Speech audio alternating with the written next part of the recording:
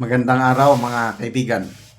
Gusto kong i-share sa inyo ang isang napakagandang post or editorial article na sinulat ni Tio Moreno. Title niya is Take Note, She Takes Note. Ibig sabihin si BP Sara, ang ganda yung pinakita niyang picture. Yan o. Nagsusulat si BP Sara. Anong sinusulat niya yan? So, according to Tio Moreno, sabi niya, the eagle does not only fly, it also takes note. Bakit siya nagtitake note? Ito, sabi niya, BP Sara not just holding the line, she's drawing the battlefield. Oh, parang general yan na ano ng kanyang strategy. And then, sinabi niya, BP Sara, positioning herself not just to survive but to win. Dati survival mode siya noon eh. Nung sinimula ng impeachment, kinidnap si PRRD, dinala sa Netherlands, yun, survival mode yun. Ngayon, okay, after itong eleksyon, dahil sa magandang resulta, yan na, attack. He's now on the offensive. He's now on the move to win. Okay, basahin ko itong article ni Teo Moreno. Sabi niya, only one senatorial candidate from Lakas CMD, Erwin Tulfo, made it to the Magic 12. None from the Partido Federal ng Pilipinas, President Bongbong Marcos Party, won a Senate seat. Ibig sabihin, walay asim si Pangulong Marcos Jr. Dahil yung partido niya may 3 pinatakbong senador, puros inidoro. Si Martin Romualdez naman, 3 ang pinatakbo, 1 lang ang nanalo. Si Erwin Tulfo lang, talo si Binay, talo si Bong Revilla.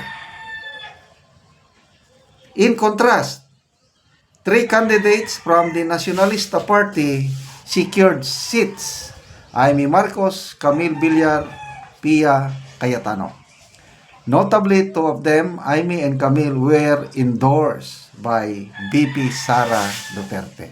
Okay, bago yung endorsement ni BP Sara, alanganin na po si Amy Marcos at Camille Villar. Kaya lang, after that endorsement, grabe, namayagpag, pumatas, o ngayon, secured na ang kanilang spot.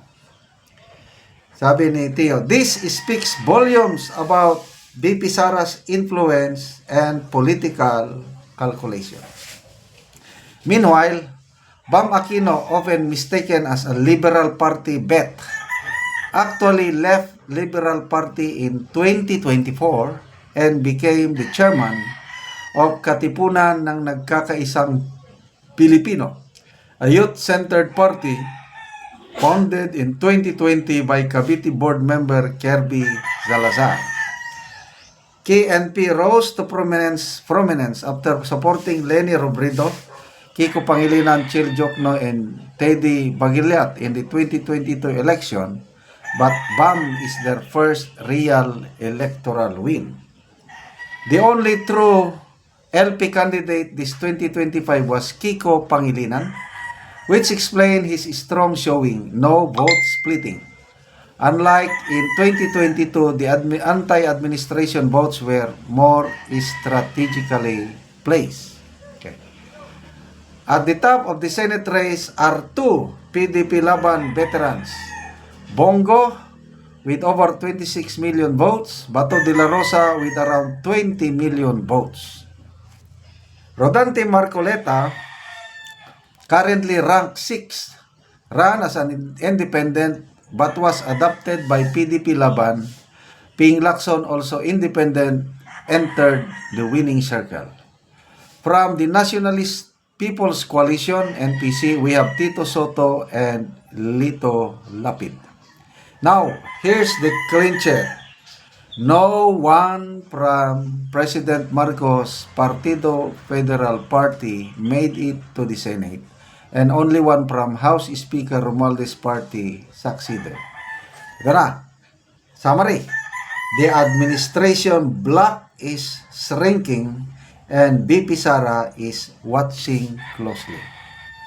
Do you agree? Palubog na, wala nang asim si PBBM and Speaker Martin Romualdez. Yung iba, nanalo sina Ping Lacson, Independent, Tito Soto, Lito Lapid, National People's Coalition, Erwin Tulfo, dahil broadcaster na siya, dahil sa kanyang pangalan. Okay, why does this matter? Sabi ni Tio. Because BP Sara now has the space and leverage to build a stronger, broader coalition for 2028, both in the Senate and House. She's been here before. Okay, nagawa niya na ito. Remember 2018? When she formed hugpong ng pagbabago, she forged alliance with PDP Laban, Nacionalista, Lakas CMD, NPC, and others, forming a 13-member Senate slate. The result?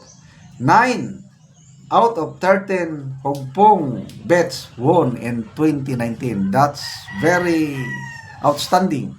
Talaga, yung 8 diritso na inidoro lahat, yung mga dilawan noon. Dahil halos lahat ng kandidato ni then Mayor Inday Sara nanalo noong 2019. At ngayon, gagawin ulit niya yan. Okay. BP Sara knows exactly when to strike, while others wasted their energy attacking her confidential fund and pushing for impeachment. She was watching, taking notes, planning her next move. Strategist talaga itong si BP Sara. Yung bigla niyang pag-endorse kay Senator Amy, then later on kay Camille Villar, na bigla ako doon. But I saw her wisdom. Ayoko sanang iboto si Amy and Villar. Duterte lang ko. Kaya lang, nung nakita ko yung insights o yung strategy ni BP Sara, sabi ko, yes, kailangan natin yan. The 2025 elections laid the foundation for 2028. Agree ba kayo? Yes. And here's the truth. BP Sara Duterte isn't just holding the line. She's drawing the battlefield. Yeah. Nagplaplano na. Attacking na ito. Offensive na siya. Come 2028, it won't be about traditional party levels anymore. It will be a battle of strategic alliances and authenticity. A clash between pretenders and those who've earned their ground. So nakita ko mag-aliado. Yan na, Nacionalista Party, PDP, and yung BP Sara, kung dalhin pa rin niya yung hugpong, 3 yan. Yan ang alliance. Sino pa? Marami nang lalapit sa kanila.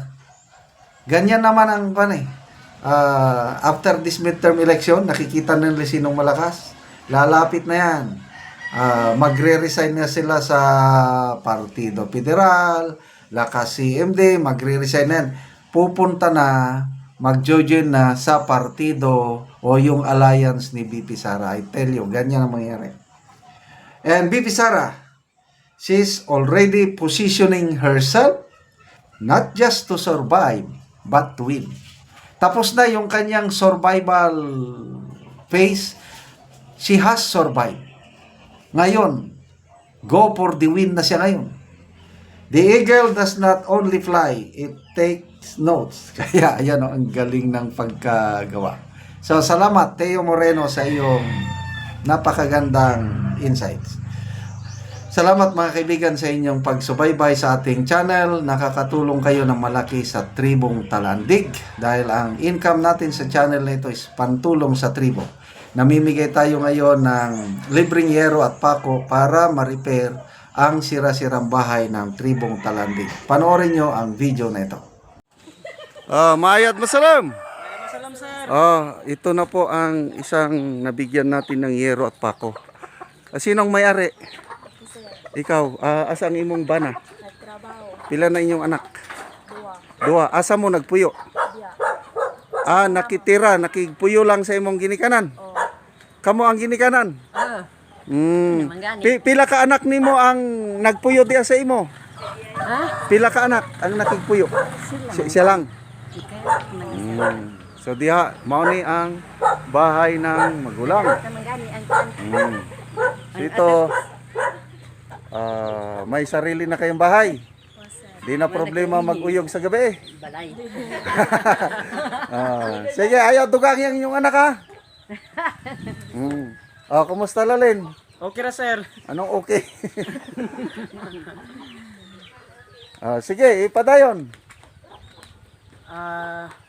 Ako po sir kay mangayo pud ko og kuan kanang sin nga akong gamiton kay mag-repair ko sa kong balay kay kagubaon na gid. Asa may imong balay? Tuwa sir. Ikas. Gubaon na. Kagubaon na gid sir. Ang iyang abuhan wa na guba na gid. Mangayo mong gani. Sige, istoryahan mo lang si GD. Balay. Yes sir. Si GD. Tanaw man dito gani ang kusina sa kusina. Ang